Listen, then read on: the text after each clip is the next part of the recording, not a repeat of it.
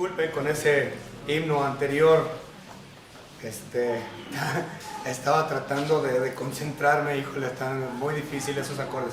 Ok, hermanos, vamos a abrir nuestras Biblias donde tuvimos la lectura, texto, a Job capítulo 14, del versículo 1 al versículo... Bueno, de hecho, aunque nada más leímos 14, 1 al 6, vamos a abarcar del 14, 1 al 14. Permítanme. Job 14, 1 al 14. Nada más vamos a abarcar hasta ahí, vamos a ver si podemos llegar. Ok, muy bien, Job 14, 1 al 14. Job habla aquí acerca de la brevedad de la vida humana. Esto ya lo había él hablado en el capítulo 7. Si ustedes regresan al capítulo 7 de Job, Job básicamente hizo lo mismo. Está diciendo, ¿sabes qué? La vida es corta, nuestra vida es como un vapor, nuestra vida es en este mundo no es nada. Abras y cierras tus ojos y ya estás veterano y al rato ya estás en la tumba. Tu vida es rápida.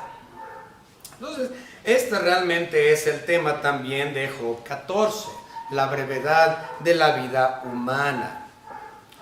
Vamos a recordar un poco dónde nos habíamos quedado, qué fue lo último que habíamos repasado en el capítulo 13 para dar inicio en esta mañana. Si usted recuerda, en el capítulo 13 habíamos notado que del 13:1 al 13:19 Job dirige su discurso a sus tres amigos, y esto ya lo habíamos visto por el uso de las palabras vosotros y la palabra sois, en plural, hablándole a sus tres amigos, Bildad, Zofar y Elifaz. Sin embargo, a partir del versículo 20, es decir, del capítulo 13, versículo 20, hasta el 28, Job cambia su discurso y ahora dirige su discurso no a sus amigos, sino a la persona misma de Dios. Y el capítulo 14 es una extensión de eso, sigue hablando con Dios. Entonces, aquí en el capítulo 14 es este discurso que está teniendo con nuestro Señor. Recuerden que él había dicho en el capítulo 13 que él quería una audiencia con Dios, él quería hablar con Dios. Y a partir del versículo 20 él dice, bueno, si yo hablase con Dios, esto sería lo que yo le diría. Y empieza a partir del 13:20 hasta donde estamos hoy, él diciendo, bueno, esto es lo que yo diría a Dios si pudiera tener una audiencia con él. Entonces, esto fue lo que vimos la semana pasada. Ahora, el capítulo 14, la diferencia entre Job 7 y Job 14, aunque hablan de lo mismo, la brevedad de la vida humana, en Job 7, él está hablando específicamente de su vida y de su circunstancia y su problema.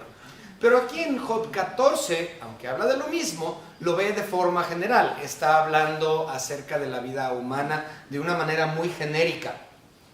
Entonces está hablando de la vida humana de forma o de manera genérica, aunque también está viéndolo desde su punto de vista. Si nosotros vemos el versículo 3, 14:3, dice, sobre este abres tus ojos y me traes a juicio contigo.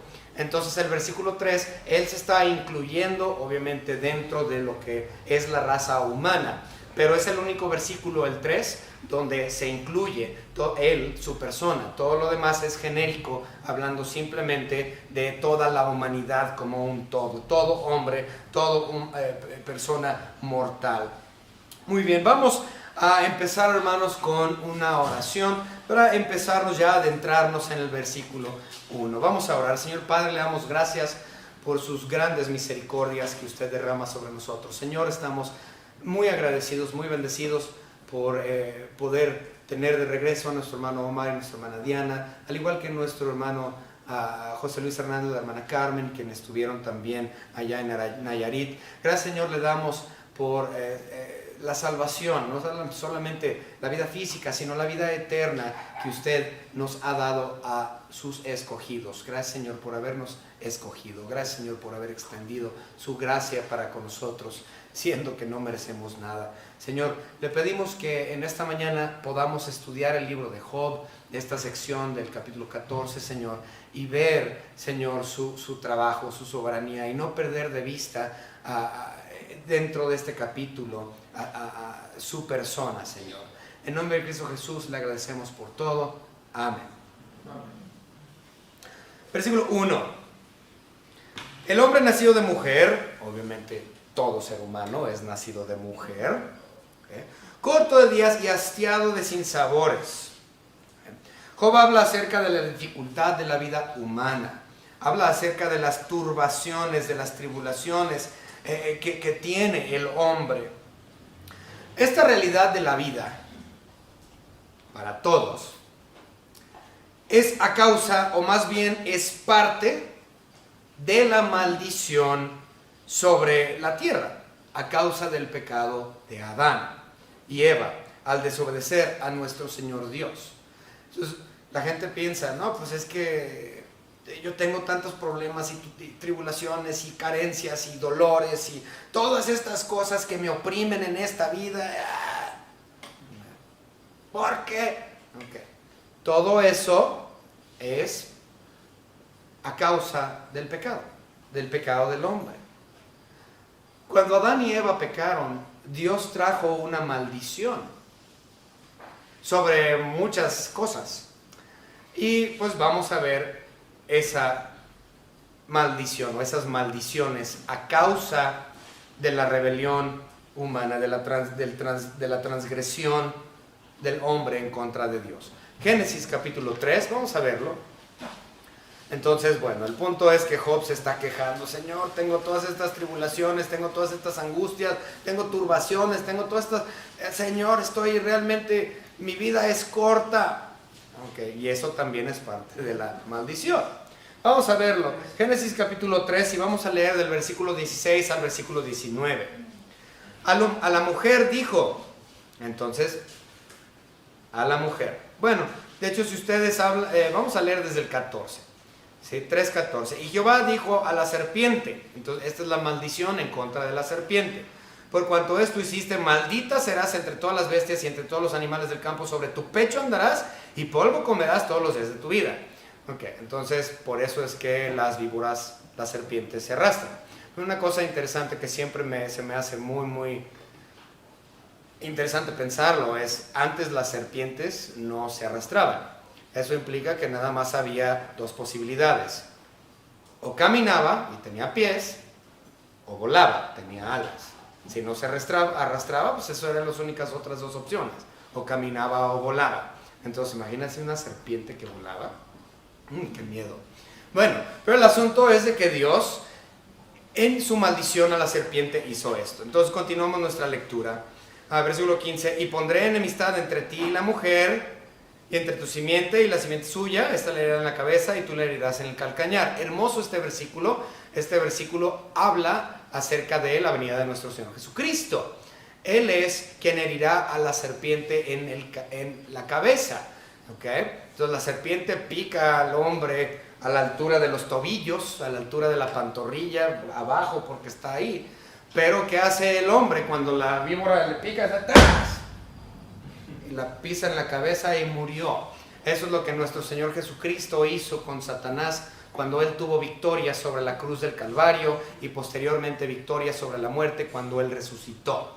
Por lo tanto, versículo 15 es muy importante y esta es la primera mención, o primer vez en toda la Biblia, es la primera mención de nuestro Señor Jesucristo en cuestión a su venida. ¿Okay? Muy bien, continuamos. Versículo 16. A la mujer dijo, entonces una maldición en contra de la mujer. Multiplicaré en gran manera los dolores de tus preñeces. Con dolor darás a luz los hijos. Y tu deseo será para tu marido. Y él se enseñoreará de ti. ¿Okay? Entonces la mujer tiene varias maldiciones. Número 1, cuando usted como mujer está en labores de parto y le duele, agradézcale a Eva por su pecado y desobediencia. Ella es la razón por la cual usted da a luz con dolor. ¿Okay? Eso es parte de la maldición. La segunda parte de la maldición también, no les gusta a las mujeres, es que su esposo se enseñoreará de ti. Es decir, que el hombre es la cabeza de la mujer, y eso es parte de la maldición también. Y por eso a las mujeres les cuesta tanto trabajo la sumisión o la sujeción. Dicen, no, yo someterme a mi mamá, somos iguales, yo no me sujeto a él. Las feminazis y todo eso. Si no les gusta, lo lamento, agradézcale a su madre Eva, porque ella es la razón por la cual el varón se enseñorea de la mujer. Esto es parte de la maldición y no hay nada que tú puedas hacer para evitarlo. Y luego dice la Biblia que se sometan a sus maridos. Entonces obedeces o desobedeces, tú sabrás. Ok, continuamos. Al hombre, entonces ahí viene siendo la maldición del hombre. Y el hombre dijo, por cuanto obedeciste a la voz de tu mujer, por mandilón, y comiste del árbol de que te mandé diciendo, no comerás de él, maldita será la tierra por tu causa. Entonces todo el planeta Tierra está maldita a causa de el pecado de Adán y Eva. Y está maldita hasta ahorita. Eso lo podemos ver en Romanos 8. Vamos rápidamente a Romanos 8. Y el planeta gime, el planeta gime con dolor a causa de la maldición puesta sobre la tierra. Vamos a verlo. Romanos 8:22 dice, porque sabemos que toda la creación gime a una, y a una está con dolores de parto hasta ahora. Entonces, toda la creación, todo el planeta gime, se duele, tiene problemas a causa de la maldición puesta sobre ella por el pecado de Adán. Okay. Bueno, continuamos leyendo porque no hemos terminado. Génesis 3:17, al hombre desobedeciste a la mujer. Okay. El árbol que te mandé diciendo, bueno, todo eso ya lo vimos. Comerás de ella todos los días de tu vida, espinos y cardos te producirá y comerás plantas del campo. En otras palabras, bueno, y el 19, con el sudor de tu rostro comerás el pan hasta que vuelvas a la tierra, porque de ella fuiste tomado, porque polvo eres y al polvo volverás. En otras palabras, la vida te va a costar, varón. La vida te va a doler, varón. Poder producir para poder generar dinero o alimento o lo que sea, le vas a sufrir, le vas a sudar, te va a ser difícil la vida en este mundo. Todo esto es a causa de la maldición. Entonces, Job está diciendo aquí en el versículo 1 que el hombre nació de mujer, corto de días, hastiado de sinsabores. Entonces, corto de días. Esto es algo muy interesante también que vamos a ver en unos momentos. La realidad es que, bueno, vamos a verlo de una vez. Bueno, no es cierto. Vamos a avanzar al 2. Y ahorita vemos esos versículos.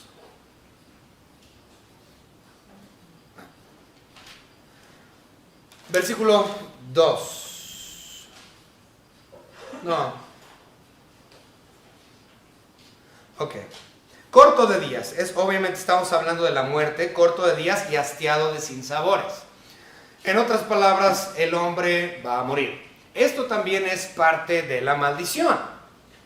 Dios le dijo a Adán en Génesis capítulo 2 y versículo 17 que si él comiere de ese fruto que él le dijese que no comiese, dice, ciertamente morirás. Entonces, la muerte también es parte de la maldición. En otras palabras, el ser humano no fue diseñado para morir. Dios hizo al hombre para que en físico viviera eternamente. ¿Sí? Sin embargo, como el hombre desobedeció, llegó la maldición de la muerte. Y por lo tanto, todos morimos gracias a el pecado de Adán. El ser humano no tenía que haber muerto. Ahora, muchos dirían, es que Dios mintió porque pues Adán no murió. Porque muchas personas piensan que porque dice ciertamente morirás, que Dios lo iba a matar en ese segundo en que comiera de la guayaba. El primer mordisco que él hubiese tomado de esa fruta, se hubiera muerto. Pero entonces por lo tanto dicen, es que no murió. No, sí murió. Murió 930 años después, pero murió. ciertamente morirás. 930 años fue la vida de Adán y finalmente Dios lo llevó a la tumba.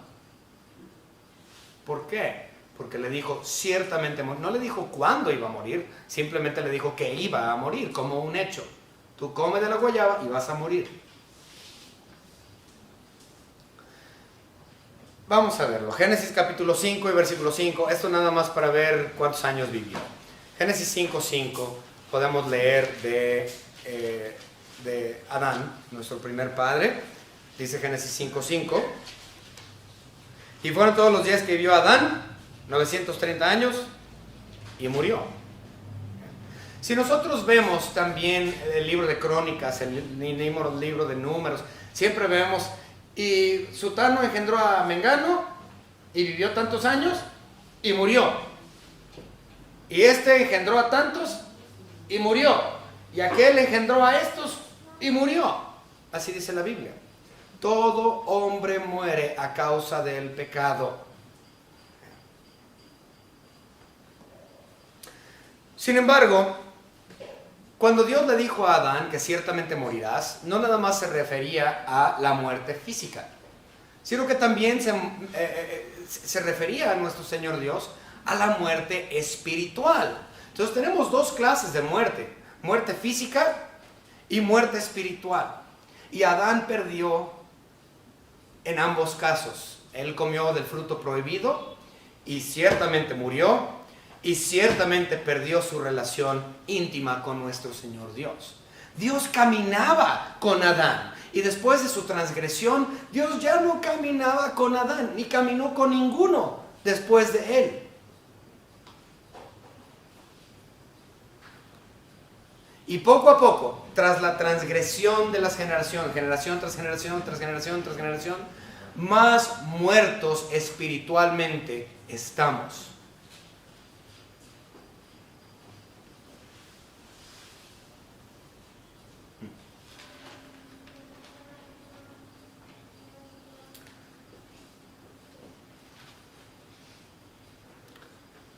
Todo esto por el primer pecado de la humanidad.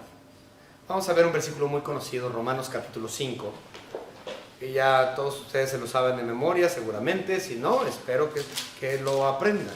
Romanos 5:12 dice: por tanto, como el pecado entró en el mundo por un hombre, es decir, Adán, y por el pecado la muerte, es decir, que antes no había muerte, pero ahora hay muerte a causa del pecado, así la muerte pasó a todos los hombres, es decir, nosotros heredamos la muerte, por cuanto todos pecaron. Y Job se está quejando de ello, y está diciendo: mi vida y la vida de todo ser humano es corto a causa de que somos inicuos, somos inmundos. Y de hecho él lo admite en el versículo 4 de nuestra lectura. Si nosotros leemos Job 14:4, leemos: ¿quién hará limpio a lo inmundo? Nadie. Entonces él se está considerando a él y a toda la humanidad como inmundos y merecedores de la muerte a causa del pecado que está en nosotros.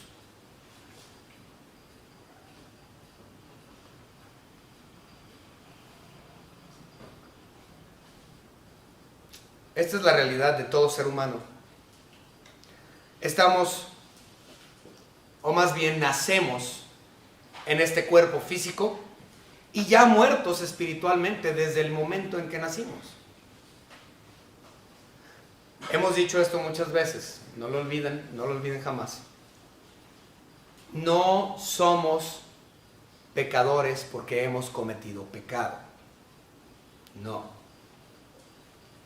Pecamos porque somos pecadores, que es muy diferente. Y nacemos ya siendo pecadores. Y es completamente normal para nosotros el llevar a cabo el pecado, porque ya somos eso.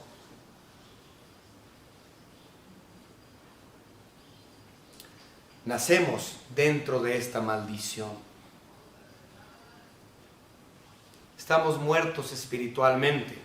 desde el nacimiento, ya destituidos de la gloria de Dios, con una muerte física turbia todavía por venir. A lo largo del capítulo 14, es lo que vamos a ver hoy, Job da 4 ilustraciones de la brevedad de la vida del hombre. 4 ilustraciones de la brevedad de la vida del hombre. Vamos a verlo, versículo 2. Hablando de la vida del hombre, sale como una flor y es cortado, y huye como la sombra y no permanece. Ahí vienen 2 ejemplos, 2 ilustraciones. Número 1, así como una pequeña flor, así es la vida del hombre. Brota, sale la flor y pum, es cortado y se acabó. ¿Y qué dura? Nada. ¿Y cuánto te dura una sombra? Si yo me paro y aquí estoy viendo mi sombra, bueno, ahorita porque es luz artificial, pero obviamente en el sol la sombra desaparece, la sombra no está, la sombra se desvanece. No es duradera, tan solo un poquito de tiempo y se acaba. Así es la vida del hombre. Si nosotros queremos ver las otras 2 ilustraciones, las vamos a ver, es más, las vamos a ver ahorita.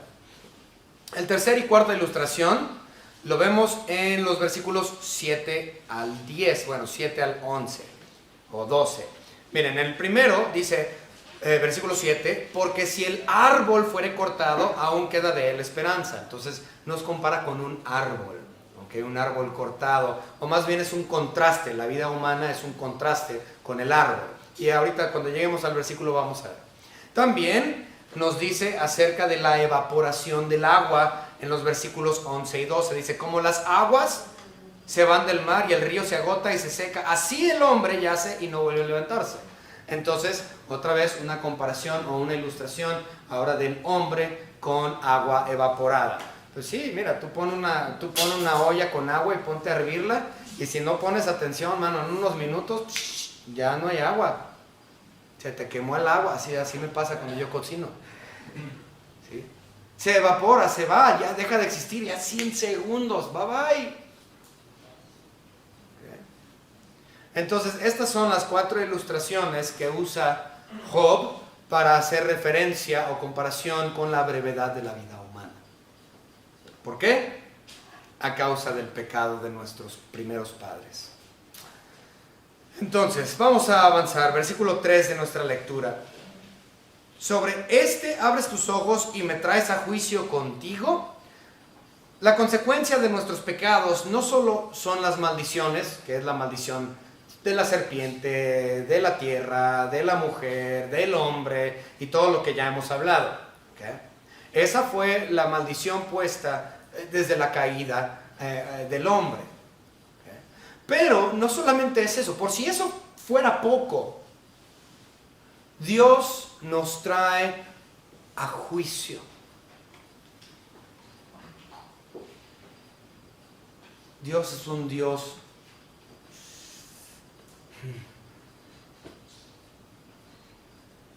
que imparte terror, imparte temor, un respeto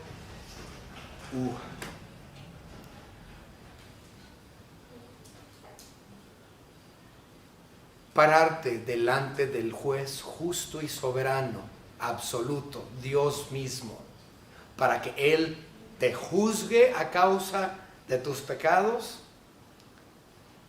Wow, qué miedo es caer en las manos de un Dios justo.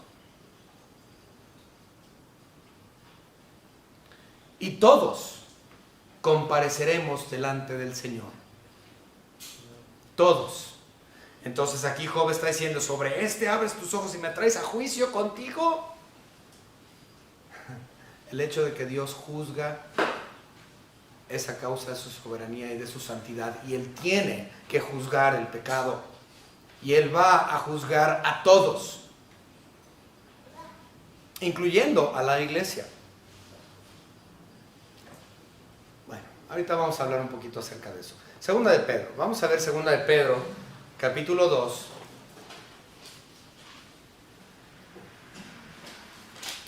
Y vamos a leer el versículo 4. Segunda de Pedro 2:4 nos dice lo siguiente: porque si Dios no perdonó a los ángeles que pecaron, sino que arrojándolos al infierno los entregó a prisiones de oscuridad para ser reservados al juicio. Ok, entonces Dios va a juzgar a todo pecado, inclusive el pecado de los ángeles. Y si Dios no perdona ni siquiera a los ángeles y los lleva a juicio, ¿ciertamente creen que todos los demás son exentos de su juicio? No. Si Él juzga incluso a los ángeles y los lleva a juicio, eso implica que nadie es exento del juicio de Dios. Todos van a pasar por su juicio, su ira. Vamos a ver otro, Juan capítulo 12, es decir, el Evangelio de Juan.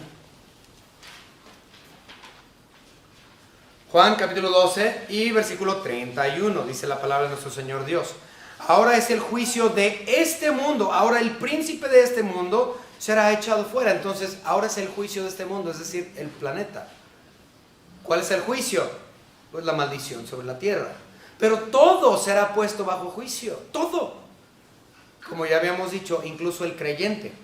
Sin embargo, hay una diferencia entre el juicio o el tribunal para el creyente al juicio de todos los que no son creyentes. Hay una diferencia muy grande. Dice 2 Corintios capítulo 5 y versículo 10, que es uno de los muy conocidos versículos. 2 Corintios capítulo 5 y versículo 10 dice: porque es necesario que todos nosotros, hablando de la iglesia, comparezcamos ante el tribunal de Cristo. ¿Okay? Es decir, Él como juez de Cristo, para que cada uno reciba según lo que haya hecho mientras estaba en el cuerpo, sea bueno o sea malo. Ahora, este juicio es diferente a todos los demás de los que tienen los incrédulos, o incluso los ángeles, o la tierra, o todo. El juicio o el tribunal de Cristo para con los cristianos no tiene que ver con cuestiones del pecado. Tiene que ver con cuestiones de las obras del Espíritu hechas por nosotros o por medio de nosotros. Mucha gente dice: ay, yo tengo miedo al tribunal de Cristo y Él va a poner en balanza lo que he hecho, sea bueno y sea malo. Y si lo bueno pesa más que lo malo, entonces Dios va a decir: bienvenido, buen siervo y fiel, entra en el gozo de tu Señor. Pero ese versículo 2 Corintios 5:10 no tiene que ver con ese tipo de juicio. Porque la iglesia, cuando la iglesia recibió a Cristo, cuando cada individuo recibió a Cristo como su único y propio Salvador, dice que tus pecados te han sido perdonados y borrados para nunca ser recordados jamás. Entonces el tribunal de Cristo para la iglesia sí es un juicio, pero no por cuestión de pecado. Si fuese por cuestión de pecado, entonces eso implica que Dios es un mentiroso, porque no los está olvidando, sino que los está regresando otra vez a su mente para ponerte bajo juicio. Pero esto no es así. El tribunal de Cristo, es un juicio en cuestión a las obras del Espíritu que nosotros hayamos hecho en el Espíritu. ¿Okay? No es un juicio en cuestión al pecado. Sin embargo, entendemos que ciertamente hay un pago por el pecado. Es la muerte eterna, la muerte en el infierno, en el lago de fuego. Y esto es para todo aquel que no ha recibido de la gracia de nuestro Señor Jesucristo. Ellos terminarán pagando y dando cuentas por su pecado, pero la iglesia o el juicio de la iglesia no es así. Por lo tanto, le damos muchas gracias a Dios, porque nuestro juicio es muy diferente a aquellos de los inconversos, porque Él ha derramado su misericordia sobre nosotros al habernos extendido su hermosa y preciosa gracia que no tiene precio.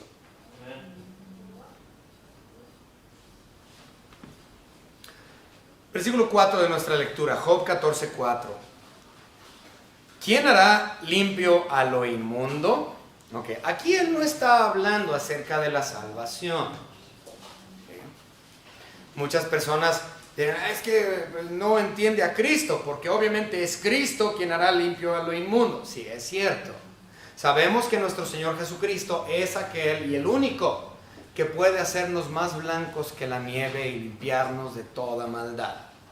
Entonces entendemos que es Cristo, pero Job afirma que nadie. Él dice, nadie hará limpio a lo inmundo.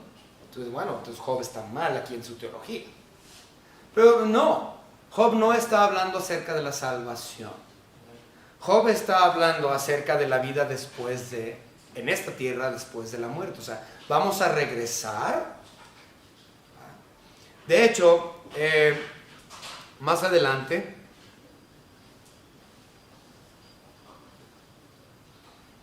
en el versículo 10 de nuestra lectura de Job, 14:10, dice, mas el hombre morirá, lo está afirmando, y será cortado, perecerá el hombre. ¿Y dónde estará él? En otras palabras, sí, el hombre va a morir, y no hay forma de que éste vuelva a vivir físicamente en este cuerpo natural y regresar a vivir aquí. Eso es lo que está diciendo el versículo 4 y el versículo 10. En otras palabras, la muerte del hombre a causa de su pecado es inminente y no puedes regresar. No está hablando de la salvación.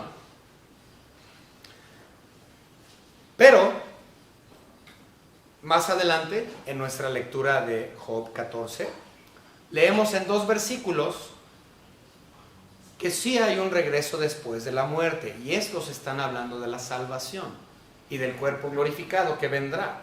Vamos a leer los versículos 12 y 14. Fíjense lo que dice Job aquí. Así el hombre yace, es decir, está muerto, y no vuelve a levantarse. O sea, es un hecho, ya te moriste, bye, caput. Dice, hasta que no haya cielo, no despertarán ni se levantarán de su sueño. En otras palabras, sí va a haber una resurrección. ¿Hasta qué? Ahora, vean el versículo 14. Si el hombre muriere, ¿volverá a vivir? Todos los días de mi vida esperaré hasta que venga mi liberación. En otras palabras, sí volverá a vivir, pero no conforme nosotros lo entendemos hoy. La resurrección del creyente es muy diferente, muy distinta a lo que nosotros concebimos. Y no sabemos realmente cómo es eso. El mismo Pablo dijo, y aún no sabemos lo que hemos de ser. Pero cuando Él se manifieste, seremos como Él es. En otras palabras, no sabemos exactamente qué es un cuerpo glorificado, pero volveremos a vivir, sí, pero no así. No tenemos un entendimiento realmente de qué o cómo es un cuerpo glorificado. Okay. Muy bien.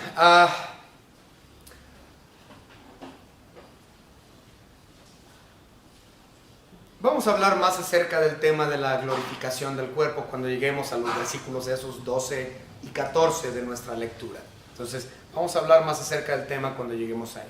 Vamos a avanzar, hermanos, un poco y vámonos a los versículos 5 al 6. 5 y 6. Ciertamente sus días están determinados o predeterminados, y el número de sus meses está cerca de ti. Le pusiste límites de los cuales no pasará.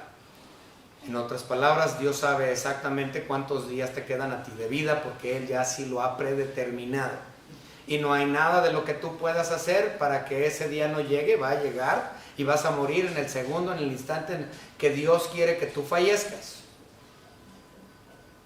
Porque Él así lo ha determinado. Muchas personas no entienden el predeterminismo. Dicen, sí, Dios, cuando Él quiera llevarnos a casa, Él nos lleva. Sí, así es. Pero no aceptan el predeterminismo de nuestro Señor Jesucristo en cuestión a la salvación. Entonces sí, Dios es lo suficientemente omnipotente y omnisciente como para matarme en el segundo exacto el que Él quiere matarme. Pero no depende de Dios mi salvación. Mi salvación depende de mi decisión de si yo quiero aceptarlo o no. es totalmente falso, un error, una teología completamente falsa. Depende de Dios todo, porque todo está ya determinado. Muy bien. Dice el versículo 6,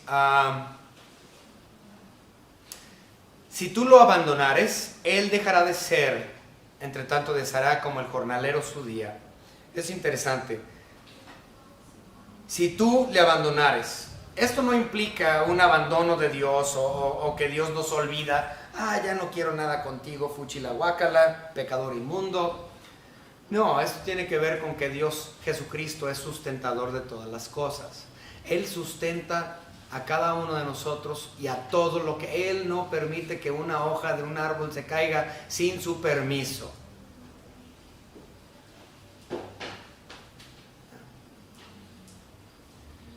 Simplemente significa que Dios, nuestro Señor Jesucristo, el sustentador de todas las cosas, ha decidido que es el tiempo de nuestra muerte y simplemente deja de sustentarnos para nosotros llegar a ese fallecimiento predeterminado. Entonces, nuevamente, no es que Dios, ya me olvidé de ti, ya no quiero nada contigo, ya te abandono. No, tiene que ver con Cristo como sustentador. Cuando ha llegado el momento en que Él ya predeterminó que es el exacto momento de nuestra muerte, simplemente nuestro Señor Jesucristo, el sustentador de todas las cosas, dejará de sustentarnos, nuestro corazón llegará a pararse y hasta ahí llegó.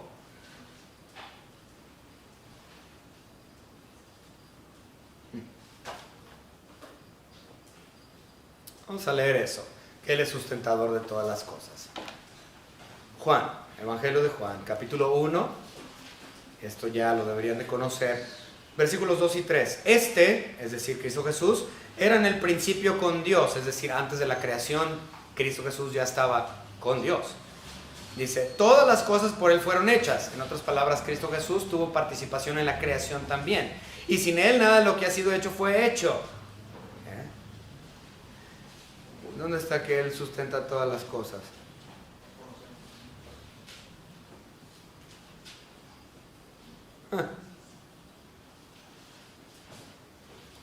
Pensé que estaba aquí.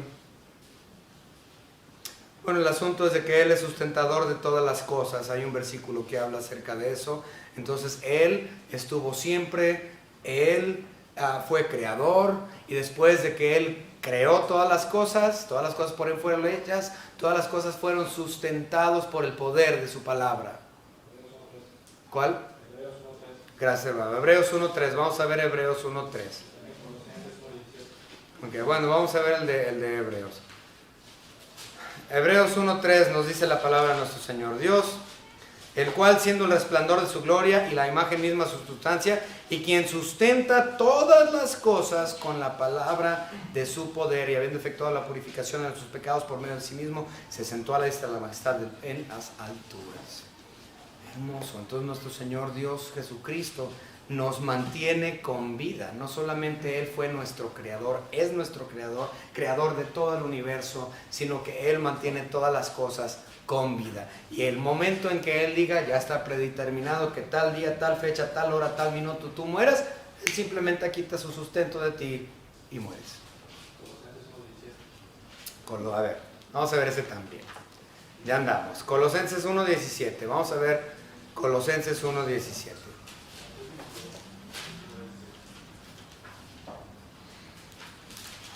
Dice la palabra de nuestro Señor, Colosenses 1.17. Y Él es antes de todas las cosas, que es lo mismo que vimos en Juan 1.2. Y todas las cosas en Él subsisten. Entonces, cuando Job dice acerca del abandono, él no está hablando de que Dios me abandonó y Dios me olvidó y ya no quiere nada conmigo. No, sino tiene que ver con el hecho de que Él ya ha predeterminado cierto momento en que tú mueras, que yo muera. Y Él simplemente, Cristo Jesús, quita su sustento de nuestra vida y fallecemos. Muy bien, continuamos. Bueno, vamos bueno, el 5, ciertamente sus días están determinados y el número de sus meses está cerca de ti, lo pusiste límites de los cuales no pasará, aunque te quites. De todos modos, cuando te toca, te toca. Ese es lo de Dios. Muy bien, versículos 6, 7, bueno, 6 al 10. Si tú lo, 6 al 10, si tú lo abandonares, dejará de ser, esto ya lo hablamos, 7 al 10. Porque si el árbol fuere cortado aún, queda de él esperanza. Ok.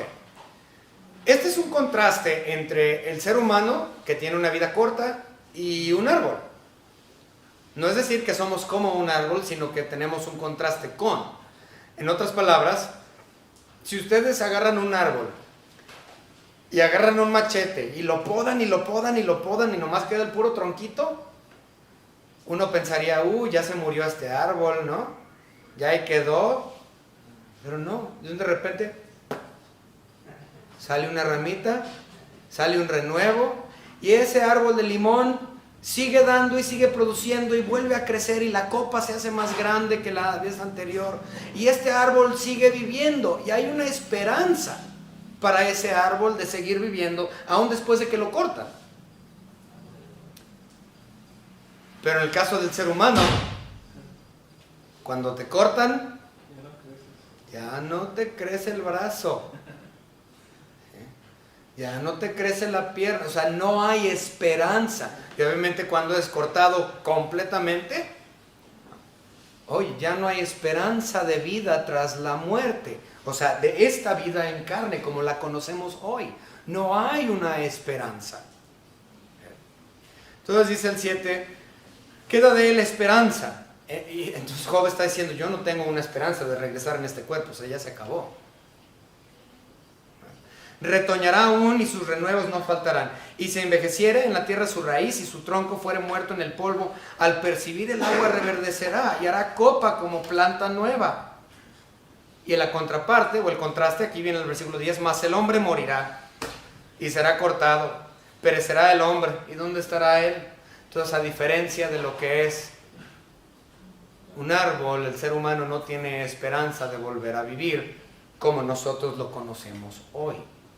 Pero como ya mencioné en los versículos 12 y 14, hablando de una vida después de la muerte, que el hombre vivirá y que en carne glorificada volveremos o veremos el rostro de Dios, ahí sí. Esa esperanza es muy verdadera y es una esperanza que todo hijo de Dios tiene. Únicamente los hijos de Dios. Si tú no eres salvo, si tú no eres parte de la familia, si tú no eres una de las ovejas de su redil, si tú no has sido bañado con su muerte y con su sangre, limpiado, ¿sabes qué? No hay oportunidad para ti. Nunca volverás a resucitar en un cuerpo glorificado.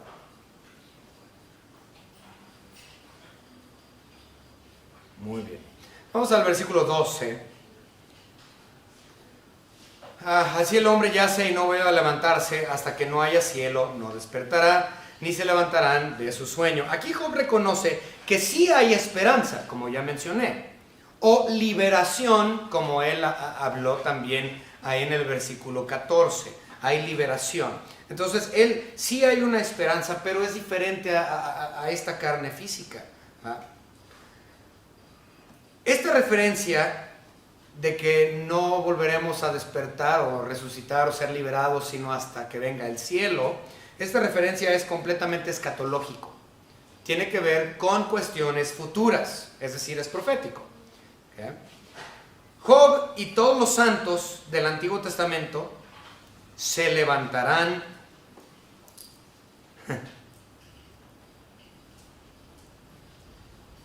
toda la iglesia se levantará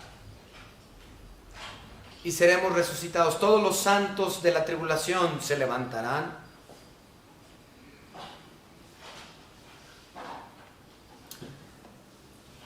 Cuando hemos hablado de esto en otros mensajes, en años anteriores, espero que no lo olviden. Hay quienes creen que nada más existe una sola resurrección. Lo llaman resurrección general. Así tal cual, resurrección general. Esta idea de una resurrección general es totalmente equivocada. Es decir, hay personas que piensan que todos vamos a resucitar al mismo tiempo.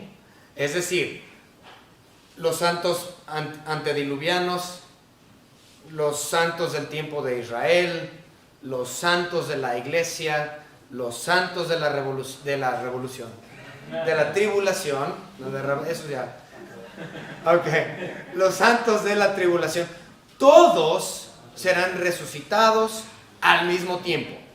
Esta idea es totalmente falsa.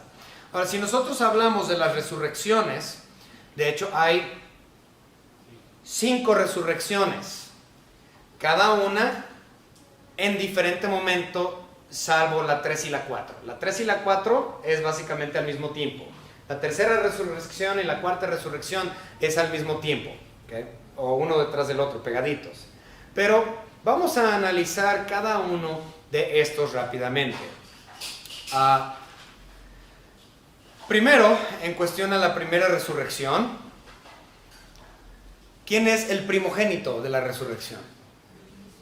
Nuestro Señor Jesucristo. Entonces, si Él es el primogénito, Él es el primero de los 5. Entonces, la resurrección de nuestro Señor Jesucristo, Él siendo el primogénito de las primicias, Él es el primero de la resurrección, lo cual ya se llevó a cabo. Okay. Después de Él, nos dice Primera de Tesalonicenses, capítulos 4, del versículo 14 al 18, hablando del arrebatamiento de la iglesia, dice: y los muertos en Cristo resucitarán primero. Entonces Cristo resucita primero, y de los demás, de los 5, de los 4 restantes, el primero en resucitar es la iglesia a la hora del arrebatamiento. Entonces los muertos en Cristo resucitarán primero. A esto se refiere cuando él venga por su iglesia, seremos arrebatados, las tumbas se van a abrir y esos cuerpos serán hechos perfectos, no en esta carne. O sea, sí es carne, pero no sabemos cómo, porque no se ha manifestado aún lo que hemos de ser. Pero la iglesia será el número 2 en el arrebatamiento. ¿Okay? Después del arrebatamiento de la iglesia hay un evento muy importante. Este evento se llama... No, aquí en la tierra. Los 7 años de tribulación. ¿Okay? La iglesia es arrebatada y aquí en la tierra comienza el juicio sobre las naciones, sobre el planeta. Es decir, los 7 años de tribulación. Al terminar los 7 años hoy todo es revolución. Al terminar los 7 años de tribulación, nosotros vemos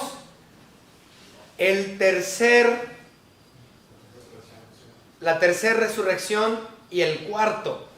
Tercera y cuarto van juntos. Entonces vamos a ver la tercera resurrección. Vamos rápidamente en nuestras Biblias al libro de Apocalipsis. Y esto es después de los 7 años de tribulación, en cuanto Satanás sea encadenado por 1000 años. Entonces Satanás va a ser encadenado por 1000 años, y en cuanto él sea encadenado, fíjense lo que dice, vamos a leerlo, Apocalipsis 20, 4 al 6. Y vi tronos, y se sentaron sobre ellos los que recibieron facultad de juzgar, ¿okay? Es decir, la iglesia para este punto. Y vi las almas de los decapitados. ¿Quiénes son los decapitados? Los santos de la tribulación. Es decir, los santos que recibieron a Cristo durante los 7 años de tribulación, que quedan sin cabeza. ¿Ok? Entonces, las almas de los decapitados por causa del testimonio de Jesús y por la palabra de Dios. Los que no habían adorado a la bestia ni a su imagen. Entonces sabemos que es el anticristo y el falso profeta. Entonces ellos son los santos de la tribulación, porque entendemos que la bestia y el falso profeta son durante esos 7 años. Esto está hablando específicamente de las ovejas, del redil, de los 7 años de tribulación específicamente. Okay. Dice, y que no recibieron la marca en sus frentes ni en sus manos, y vivieron y reinaron con Cristo 1000 años. Entonces vivieron, los decapitados vivieron. ¿Por qué vivieron? Por la resurrección. Entonces los santos de la tribulación, al final de los 7 años de tribulación, serán vueltos a vivir por el poder de la palabra de nuestro Señor Jesucristo. Entonces, esa es la tercera. Entonces tenemos primero, Cristo, las primicias de la resurrección. 2000 y tantos años después, la iglesia, los muertos en Cristo resucitarán primero. Luego empiezan los 7 años de tribulación, y al finalizar los 7 años de tribulación y es encarcelado Satanás, ¡pum!, Dios resucita a los decapitados de este tercer redil, o del cuarto redil, los santos de la tribulación. Ellos son resucitados y tener un cuerpo glorificado. Ahora, vamos a ver el cuarta resurrección. Para eso nosotros necesitamos ir al libro de Daniel. Vamos rápido al libro de Daniel. Y el último capítulo, que es el capítulo 12. Daniel, capítulo 12. Observen nada más. Quiero que pongan atención a los primeros 2 versículos del capítulo 12, hablando de la resurrección de los santos del Antiguo Testamento. En aquel tiempo, es decir, tiempo futuro, se levantará Miguel, el gran príncipe que está de parte de los hijos de tu pueblo, hablando de Israel, y será tiempo de angustia. El tiempo de angustia en la Biblia también es conocido como la tribulación, específicamente la frase la angustia de Jacob. Entonces el término la angustia de Jacob es una referencia en el Antiguo Testamento a los 7 años de tribulación, para ser específicos. En la Biblia, cuando ustedes leen en cuestión a Israel, la angustia de Israel o la angustia de Jacob es una referencia exacta de esos 7 años. Entonces volvemos a leer. En aquel tiempo se levantará Miguel, el gran príncipe que está de parte de los hijos de tu pueblo, Israel, y será tiempo de angustia, es decir, la angustia de Jacob, es decir, los 7 años, cual nunca fue desde que hubo gente hasta entonces. Nosotros sabemos que el peor tiempo de la humanidad va a ser durante los 7 años de tribulación. No ha habido un problema tan grande, o sea, nunca ha habido una catástrofe y tragedias tan grandes como las veremos, bueno, no las veremos nosotros, pero como las verán los inicuos, los que entren a los 7 años de tribulación. Pero en aquel tiempo será libertado tu pueblo, todos los que se hallen escritos en el libro. En otras palabras, todos los que van a ser salvos, los que están en el libro. Entonces dice, y muchos de los que duermen en el polvo, es decir, los santos del Antiguo Testamento de la tierra, serán despertados, es decir, van a ser resucitados, unos para vida eterna y otros para vergüenza y confusión perpetua. Entonces va a haber una resurrección al final de la angustia de Jacob. En otras palabras, el grupo número 3 y el grupo número 4 resucitan simultáneamente. Es decir, los santos de la tribulación y los santos del Antiguo Testamento resucitan al terminar los 7 años de tribulación, ambos. Ahora, si observamos ahí en Daniel 12:2, nos dice que unos serán resucitados, dice, para vida eterna, y otros para vergüenza y confusión perpetua. En el versículo 2 de Daniel 2, vemos una separación en un versículo de 1000 años. Explico. Los santos del Antiguo Testamento resucitan al final de los 7 años de tribulación, ¿okay? Es decir, para vida eterna. Y otros, es decir, los no salvos, los incrédulos, para vergüenza y confusión perpetua. Pero entre los santos del Antiguo Testamento que resucitan y los otros hay una distancia de 1000 años. Entonces, en un solo versículo, en Daniel 12:2, hay una distancia de 1000 años entre estos dos eventos. Si nosotros regresamos a Apocalipsis capítulo 20, Observen el versículo 5, Apocalipsis 20:5. Dice, pero los otros muertos no volvieron a vivir hasta que se cumplieron 1000 años. ¿Okay? Entonces los otros, que es el quinto grupo, resucitan al final del reino milenial de nuestro Señor Jesucristo. ¿Okay? Entonces ahí están los 5 grupos. Cristo Jesús, las primicias. Luego los muertos en Cristo resucitarán primero. Vienen los 7 años de tribulación. Después de los 7 años, ¡pum!, viene la tercera resurrección, que es los santos de la tribulación. E inmediatamente después, ¡pum!, viene, o simultáneamente, no es realmente explícito, viene la resurrección de los santos del Antiguo Testamento. Y después de eso empieza el milenio. Y 1000 años después resucitan los inconversos para vergüenza y destrucción perpetua. Todos los que no han sido salvos, todos los incrédulos serán también resucitados. Pero la mayoría de las personas no quieren entender eso. Ellos no van a resucitar. No, los inicuos también van a resucitar. Si ustedes recuerdan que al final de los 1000 años, del reino de los 1000 años, habrá otro juicio muy importante. Este juicio es conocido como el juicio del gran trono blanco, en donde por primera vez se pondrá a un ser humano en el lago de fuego.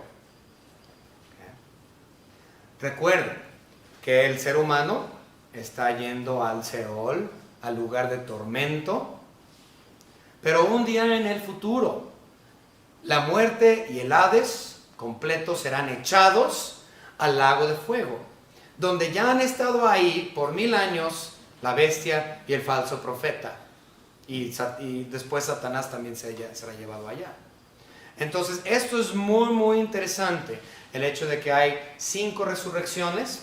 Ahora, una cosa que tenemos que entender, tampoco entendemos, no me gusta llamarlo glorificación para los inconversos, pero en el juicio del gran trono blanco, cuando los inconversos sean resucitados para poder ser echados al lago de fuego, ellos van a ser resucitados también en una especie de cuerpo glorificado. No es glorificado, no sé cómo llamarlo. La Biblia no es explícita en eso.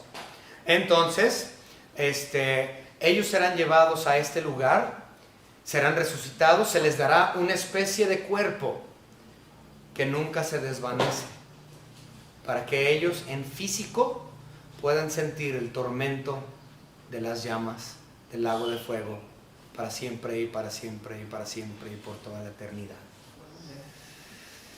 Entonces el inconverso también tendrá una especie de cuerpo glorificado para soportar el tormento en el fuego eterno. Estas son las 5 resurrecciones. Y Job menciona que él entiende y comprende que él pertenece a este grupo de creyentes que resucitará. Y esto lo hemos leído ya varias veces, pero con este versículo vamos a terminar. Job capítulo 19 y versículo 26.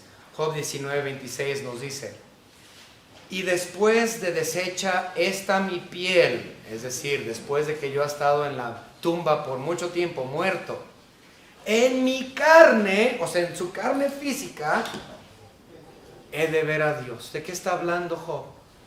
De que él va a resucitar un día y que en su carne, en su cuerpo glorificado, él va a ver el rostro de nuestro Señor Dios. Hermanos, esto es hermoso. Damos gracias a nuestro Señor Dios. No podemos pagarles de que a pesar de que este cuerpo se vuelva polvo y estemos en la tumba por años y años y años y desecha ya nuestra carne, un día la iglesia nuevo testamentaria, en el momento del arrebatamiento, los que han muerto hasta ese punto serán resucitados para un cuerpo glorificado, para que en esta carne glorificada veamos a la persona de nuestro Señor Dios cara a cara. Vamos a orar. Señor Padre, le damos gracias por este estudio de las resurrecciones, por este entendimiento de Job en cuestión a la muerte. Gracias, Señor, porque sí hay esperanza. No de la misma manera en que un árbol lo tendrá aquí en el mundo, sino que nuestra resurrección es aún más gloriosa, porque estaremos en cuerpos absolutamente perfectos, como el de su Hijo Jesucristo. Y no sabemos realmente cómo hemos de ser, pero sabemos que en carne le veremos tal y como Él es. Gracias, Señor, por su amor, por su bondad, por su misericordia sobre nosotros, al darnos la salvación. En el nombre precioso de nuestro Señor y Salvador Jesucristo, nuestro Rey y Dios. Amén.